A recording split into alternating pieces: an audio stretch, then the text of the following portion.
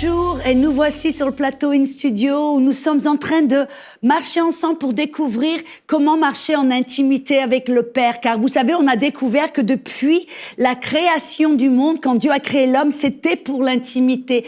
C'était pour cette communion de cœur avec le Père. Il voulait qu'on puisse s'approcher vers lui avec joie, intimité et amour. Et on a vu bien sûr parce qu'à cause du péché, cette intimité a été brisée. Pourquoi? Parce que Adam, à cause du péché, a été rempli avec cette conscience du péché. Et vous vous rappelez qu'est-ce que ça a produit en Adam? Il a commencé à s'éloigner du Père et il a voulu même se cacher de la présence du Père. Et depuis le début, Dieu crie, il dit, Adam, où es-tu? Homme, où es-tu? Dieu recherche cette intimité avec vous et avec moi. Il veut qu'on se rapproche de lui le plus près possible. Et afin qu'on puisse le faire, on a découvert dans les émissions précédentes et je vous invite, si vous ne les avez pas vues, à y retourner, car on a construit une bonne fondation en fin de compte. Et on a découvert qu'afin de pouvoir marcher en intimité avec le Père, Dieu a dû en faire en sorte de payer pour le péché et de nous aider à nous débarrasser de cette conscience du péché qui faisait que l'homme voulait s'éloigner du Père et avait peur de s'approcher de lui.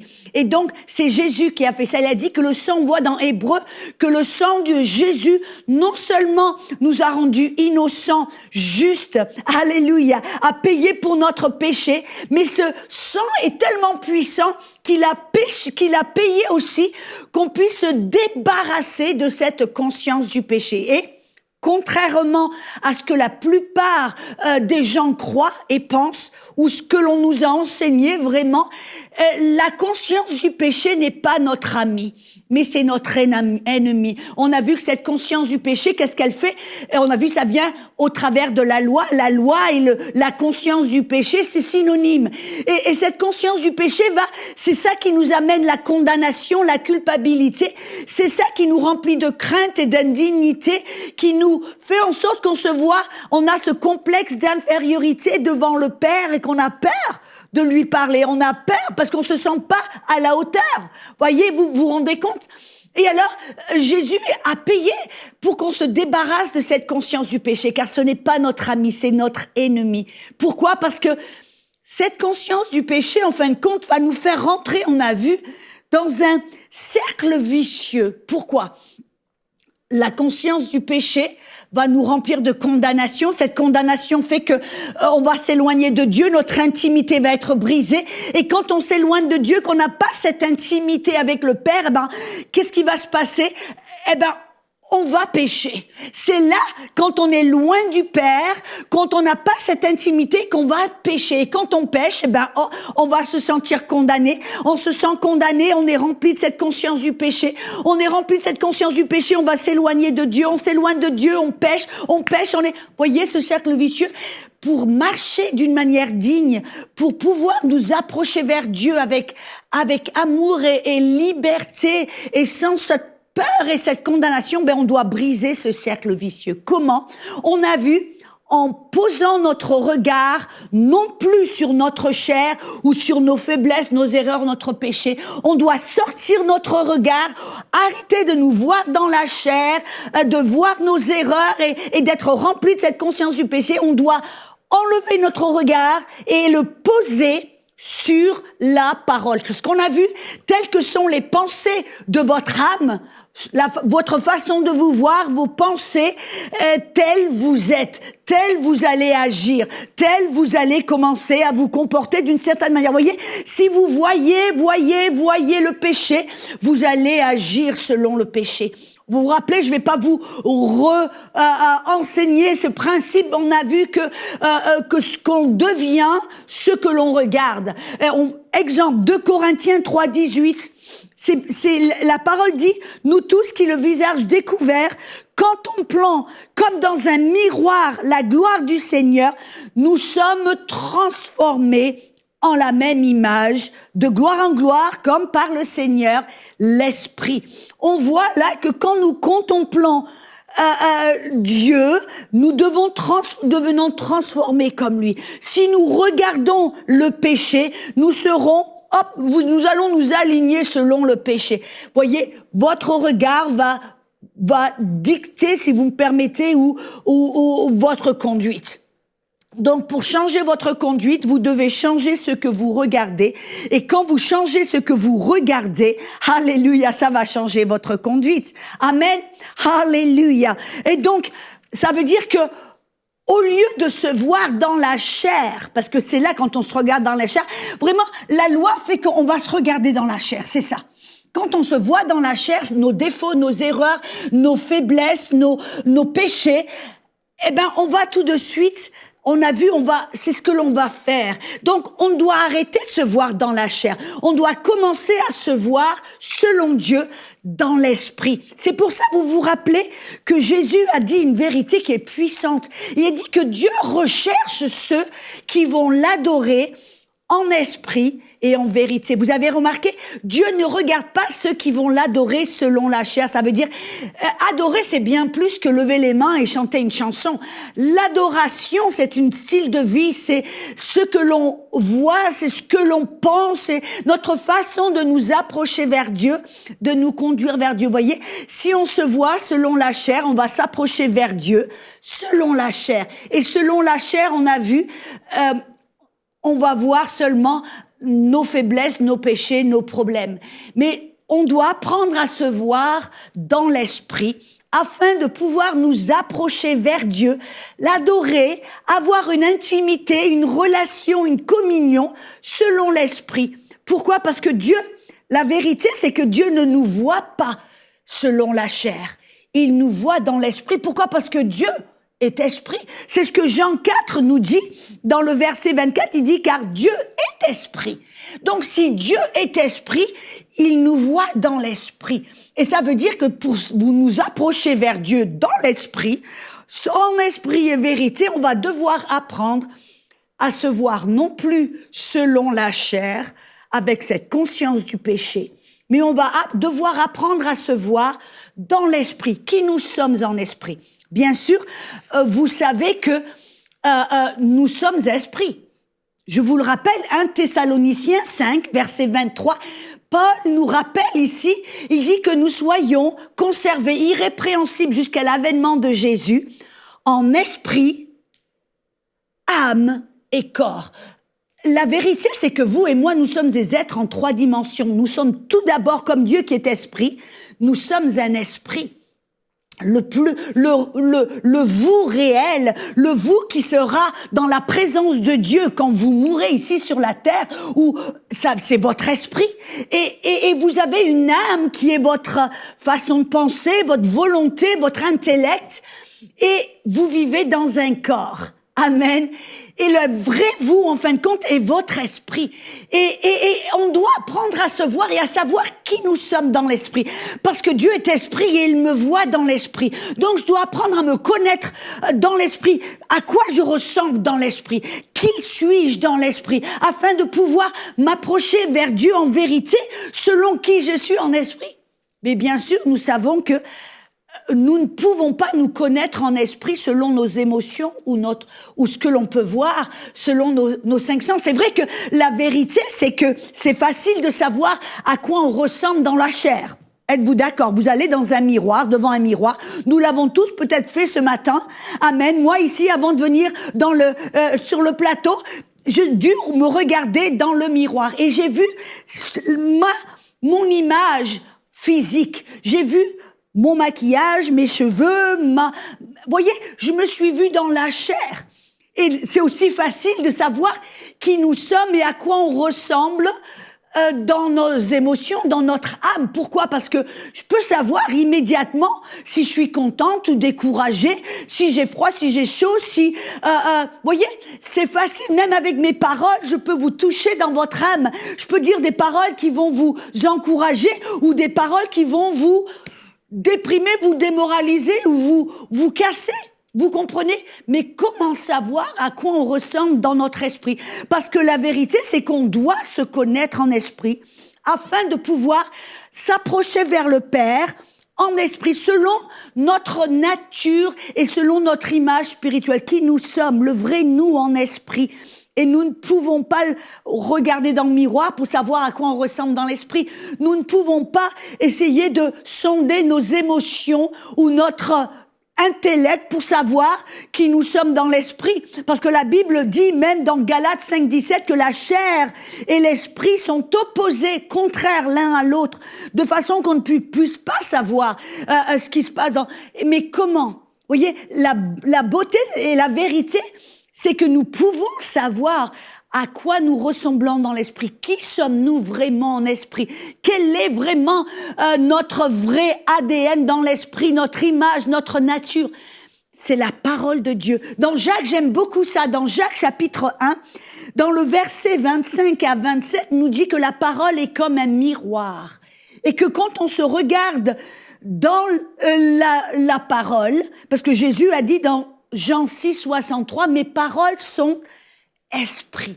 Donc, quand vous regardez dans la parole de Dieu, qui s'appelle la parole de liberté, vous pouvez dans la parole voir votre image, votre reflet spirituel.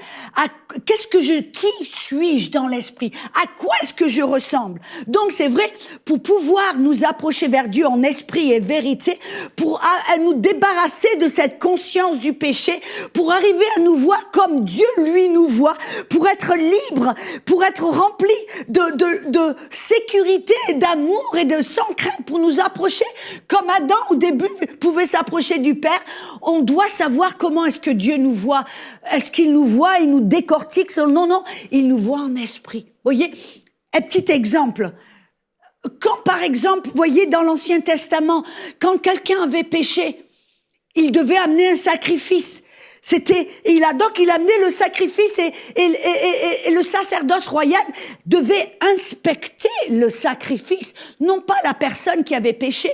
Et c'était le sacrifice qui devait être parfait et sans défaut. Et c'est le sacrifice que Dieu regardait et voyait. Et si le sacrifice était sans défaut et parfait, wow, la personne, tout d'un coup, alléluia, elle pouvait être libre de ce péché. Alléluia. De la même manière, aujourd'hui, quand vous vous approchez vers le Père vous regarde en esprit. Et qu'est-ce qu'il voit en esprit? Il ne vous voit pas dans la chair, mais il vous voit en esprit. Et il voit le sacrifice quand vous vous approchez du Père dans la foi en Jésus-Christ. Dieu voit le sacrifice Jésus, le sacrifice qui est parfait, sans tache, sans défaut. Oh, et ce sacrifice, c'est ce qui vous donne accès vers le Père. Et c'est ça que Dieu regarde, parce qu'il vous voit en esprit, selon votre foi en Jésus-Christ. Il vous voit en esprit. Et à quoi est-ce que vous ressemblez dans l'esprit? Oh, c'est magnifique. Je vais essayer dans les 15 minutes qui nous restent pour vous montrer vraiment qu'est-ce que c'est que le Père voit quand vous vous approchez vers lui. Qu'est-ce que c'est que le Père peut voir en vous. Voyez, dans l'esprit, vous êtes magnifique.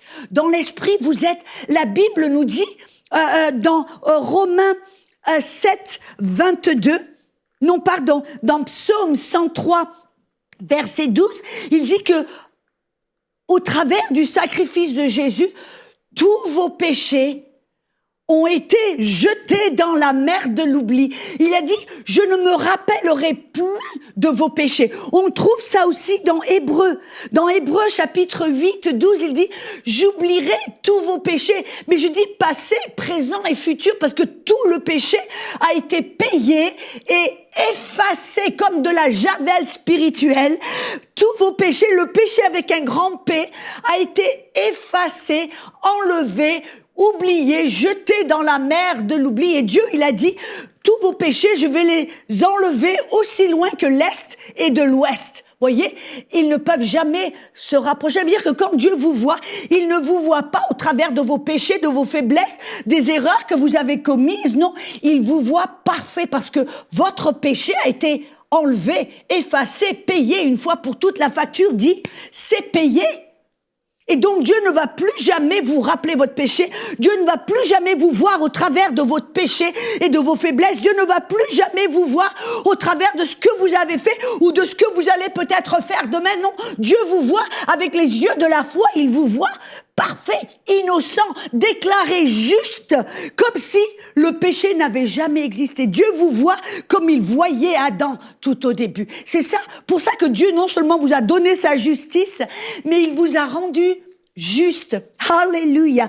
Oh, vous voyez, parce que la Bible, on a vu dans 2 Corinthiens 5:17 que vous avez été recréés. Vous voyez, la première création, Adam est tombé. Et Dieu n'a pas, qu'est-ce qu'il a fait? Il a recommencé à zéro, en fin de compte. Il vous a pas donné un coup de pinceau et vous a changé de clou. Non, non, il vous a complètement recréé. C'est-à-dire qu'il a pris votre esprit qui avait la nature du péché, on l'a vu, il s'en est débarrassé et il vous a redonné un cœur nouveau. Ézéchiel 38 nous dit, il vous a donné un esprit nouveau. Et cet esprit, la beauté, c'est que cet esprit a été recréé, créé en sa ressemblance, en son image. Ça vous rappelle quelque chose?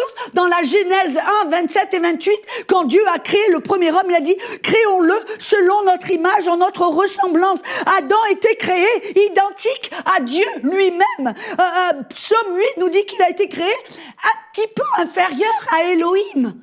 Et vous savez, quand vous avez été recréé dans votre esprit, vous êtes recréé identique à Jésus. 1 Jean 4, 17 nous dit, tel que lui, Jésus est, tel nous sommes dans ce monde. Voyez, on a vu que vous êtes dans votre esprit, vous avez l'ADN de Dieu, la nature de Dieu, et c'est ça que Dieu. Quand vous vous approchez vers papa, vous n'avez pas besoin d'être conscient de votre péché, non. Soyez conscient de votre justice, que vous êtes comme Jésus. Quand vous vous approchez de papa pour lui parler, qu'est-ce qu'il voit? Il vous voit dans votre esprit, parce qu'il est esprit. Il voit, oh, alléluia, votre nature, il se voit lui-même, parce qu'il vous voit identique à Jésus. Voyez un peu comme ça va changer notre manière de nous approcher vers Dieu le Père, sans cette sensation, sans ce complexe d'infériorité ou de cette culpabilité, parce qu'on sait que Dieu nous voit dans l'esprit, on est identique à Jésus. Et la Bible nous dit même que on a été créé dans notre esprit juste et saint. Alléluia. Dans Éphésiens 4, 24, écoutez bien, il dit qu'on doit revêtir l'homme nouveau qui a été créé temps passé selon Dieu en son image dans une justice et une sainteté que produit la vérité. En d'autres mots, dans votre esprit, vous êtes créé saint, juste. Je sais que parmi vous, il y en a de nombreux, vous avez du mal à accepter que vous êtes saint, que vous êtes juste. Pourquoi? Parce que continuellement, vous vous regardez dans la chair. Non, apprenez à vous voir en esprit, parce que vraiment, le vrai vous êtes esprit. Et en esprit, vous êtes identique à Jésus, vous êtes saint, vous êtes juste. Oh, alléluia. Dans votre esprit, vous savez, la vérité, c'est que Dieu, parce qu'il a changé votre cœur, dans votre esprit, vous ne voulez plus pécher. Alléluia. Vous êtes une création qui veut plaire à Dieu. Voyez, votre ADN, votre désir intérieur n'est plus de péché. Oui, votre chair peut-être veut pécher. Votre âme peut-être veut pécher. Mais votre esprit, dans votre être intérieur, le vrai vous, ne veut plus pécher. Romains 7, 22 nous dit qu'on prend plaisir à la volonté de Dieu, à la loi de Dieu selon notre âme intérieure, selon notre esprit. Notre esprit ne veut plus pécher. Oh, alléluia. C'est pour cela, la Bible dit qu'on est esclave maintenant de la justice. Pourquoi? Parce que dans notre être intérieur, notre esprit, notre désir intérieur, au plus profond de notre cœur, nous ne voulons pas pécher. Et quand on pêche, on se sent mal à l'aise. Pourquoi? Parce que ça ne fait plus partie de notre nature. C'est comme si on met une paire de chaussures qui est de taille trop petite, ça nous fait mal. Ça nous met mal à l'aise. On se sent pas bien. Pourquoi? Parce que dans notre être intérieur, on est juste, parfait, saint. On est comme Jésus et on ne veut plus pécher. Et non seulement nous ne voulons plus pécher, mais écoutez-moi bien. Oh, j'espère que vous êtes prêts à écouter de toutes vos oreilles. Non seulement dans votre esprit, le vrai vous ne voulez plus pécher, mais vous ne pouvez plus pécher. Oui, je l'ai bien dit, vous avez bien entendu. Votre esprit ne peut plus pécher. Dans 1 Jean 3, verset 9. C'est un verset qui m'a très souvent un peu taquiné, un peu tracassé. Pourquoi? Parce que je me voyais pécher dans la chair, mais pour me dire, mais la Bible dit, dans 1 Jean 3, 9, écoutez, il dit, quiconque est né de Dieu ne pratique pas ou ne pêche pas, car la semence de Dieu demeure en lui. Et il ne peut pas pécher Parce qu'il est né de Dieu. Je voyais, j'ai dit, mais la Bible dit que si je suis né de Dieu, je ne peux pas pécher. Et pourtant, je me suis regardée et j'ai fait des erreurs. J'ai eu une mauvaise attitude. Je n'ai pas fait ce que j'aurais dû faire. Comment est-ce que ça peut... Donc, il y avait une contradiction en disant, mais je me suis vu pécher, mais la Bible dit que je ne peux pas pécher. Comment réconcilier les deux? Oui, vous savez, la vérité, c'est que c'est votre esprit. Votre esprit qui est identique à Jésus, qui est juste, saint, parfait, qui ne veut pas pécher et qui ne peut pas pécher. Pourquoi? Parce que c'est votre esprit qui est né de Dieu. Voyez, votre chair va être rachetée, changée, transformée en un clin d'œil à l'avènement de Jésus. Mais pour l'instant, votre chair, elle est toujours là, assujettie à des désirs malsains, à des passions et les convoitises du monde. Mais votre esprit, il est pur, il est saint et il est juste. Et votre esprit ne peut pas pécher parce qu'il est créé avec l'ADN de Dieu, avec la nature de Dieu. C'est votre esprit et c'est ça que le Père voit. Le Père ne vous voit pas selon la chair, avec vos passions et les choses qui vous tirent d'un côté et de l'autre. Non, Dieu vous voit dans l'esprit. Dans l'esprit, il vous voit vouloir faire la volonté de Dieu, vouloir marcher d'une manière qui lui est agréable, vouloir marcher digne et droit. Oh, c'est ça que le Père voit. Il vous voit ce désir intérieur, ce désir de lui plaire. Oh, et Dieu, ça, qu'est-ce que ça lui fait plaisir, qu'est-ce qu'il aime. Il vous regarde dans l'esprit. Et non seulement votre esprit, votre être intérieur, non seulement il ne veut pas pécher, non seulement il ne peut pas pécher, mais votre esprit a été scellé jusqu'au jour de la rédemption. Qu'est-ce que ça veut dire? Écoutez ces versets. Par exemple, dans Éphésiens 1:13, la Bible nous dit en lui, vous aussi, après avoir entendu la parole de sa vérité, l'évangile de votre salut, en lui, vous avez cru et vous avez été scellés du Saint-Esprit. Éphésiens 4:30, dans le même livre d'Éphésiens, Paul le réaffirme ou le reconfirme et il dit « N'attristez pas le Saint-Esprit de Dieu par lequel vous avez tant passé, vous avez été scellés pour le jour de la rédemption. » Et vous savez, c'est votre esprit qui a été scellé. Et qu'est-ce que ça veut dire? Voilà une bonne image pour vous illustrer cette vérité. Je me rappelle ma maman, quand elle voulait faire des pots de confiture ou des bocaux de pêche, par exemple, elle prenait cette confiture, les mettait dans un bocal. Et dans ces bocaux, elle mettait au-dessus de ce bocal en verre un caoutchouc orange au-dessus, puis elle fermait le couvercle et paf, elle le fermait. Et qu'est-ce qu'elle faisait? Elle prenait ces bocaux en verre qui avaient un caoutchouc orange sur le dessus. Peut-être vous vous rappelez, si vous avez à peu près mon âge, amen, au temps où on faisait beaucoup de bocaux et des confitures, elle les mettait dans un grand, dans un seau en fer. Et puis elle avait tous ces bocaux, puis elle les faisait bouillir à très haute température pendant un certain temps. Et qu'est-ce qui se passait? À haute température, quand ces bocaux étaient en train de bouillir, le seau ou le petit caoutchouc orange se gonflait. Et qu'est-ce que ça faisait? Ça créait comme un système d'aspiration. En fin de compte, c'était comme, je dirais, voyez, le bocal tout d'un coup était paf, scellé. Il y avait une aspiration qui fait que le bocal était scellé. Qu'est-ce que ça faisait? Pourquoi il devait être scellé? Pour empêcher la corruption qui est en dehors de rentrer dans le bocal, pour que ce bocal soit conservé jusqu'au jour où vous en avez besoin. Jusqu'au jour où, paf, vous l'ouvrez. Alors tout d'un coup, alléluia, vous pouviez ouvrir et il n'y avait si le bocal avait été bien scellé, il n'y aurait la confiture était même des mois, des années plus tard, était toujours parfaite, sans problème, sans pourriture au quelconque. Voyez, c'est ça la vérité. La vérité, c'est que le jour où vous avez rencontré le Seigneur, le jour où votre esprit a été changé, Dieu vous a donné un cœur nouveau, un esprit nouveau. Il vous a créé en son image comme une nouvelle création. Les choses anciennes étaient passées, maintenant toutes choses sont devenues nouvelles. Et il a mis en vous cet esprit qui ne veut pas pécher, qui ne peut pas pécher parce qu'il est créé selon la nature de Dieu qui est juste, sainte et parfaite.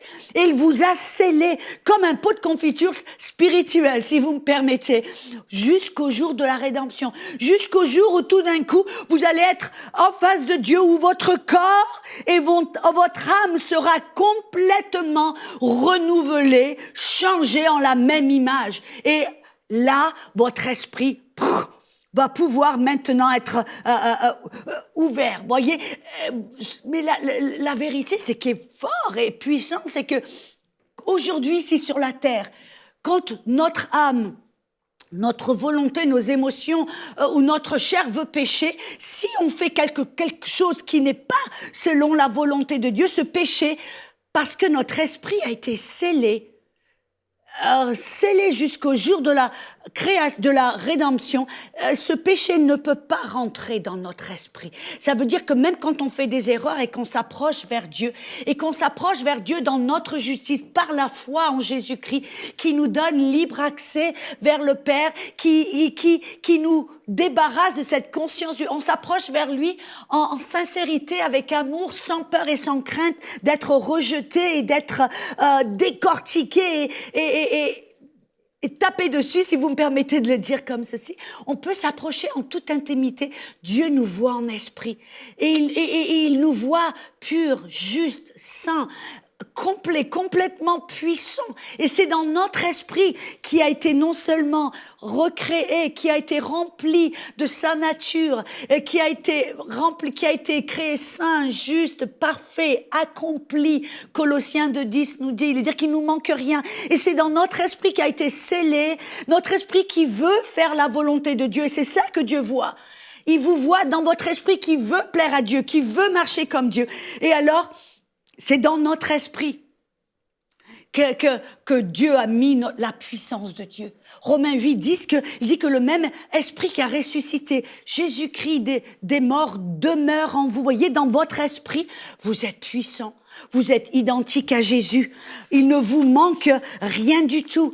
Alléluia. Et donc, pour vous arrêter de pécher, pour vous arrêter de marcher dans le péché, pour briser ces mauvaises habitudes, ces addictions, ces choses qui vous gardent dans la défaite, dans la culpabilité, vous devez ôter votre regard de votre chair, de vos émotions, de ce que vous avez fait dans la chair et mettez votre regard sur qui vous êtes en esprit. Et le plus vous voyez en esprit, le plus vous acceptez qui vous êtes en esprit, et le plus vous allez agir selon cette nature intérieure. Voyez, être conscient de notre justice et de notre position devant Dieu dans l'esprit, et on doit le faire avec détermination. C'est ça qui va produire la bonne conduite. La plupart des gens disent, si j'agis bien, si je me conduis bien, je serai juste. Non, voyez, c'est le contraire. Dieu vous a rendu juste, identique à lui-même, parfait, saint, avec un désir de lui plaire à l'intérieur. Il vous a créé comme cela, et c'est cette nature intérieure, cette justice intérieure. Il vous a rendu comme ça, et c'est ça qui vous permet de marcher d'une manière juste, de vous conduire bien. Voyez, et le plus vous vous concentrez sur votre esprit, qui vous êtes, le plus vous allez agir, être transformé à l'extérieur et refléter la nature divine de Dieu qui est en vous. Amen. Donc, c'est toute une question de regard. Vous regardez-vous dans l'esprit parce que Dieu vous voit dans l'esprit. Et dans l'esprit, vous êtes beau, vous êtes puissant, vous êtes magnifique et vous plaisez à Dieu car vous êtes identique à Jésus. Cette émission est rendue possible grâce au précieux soutien des partenaires d'Enseigne-moi Canal International. Retrouvez tous nos programmes sur emcitv.com.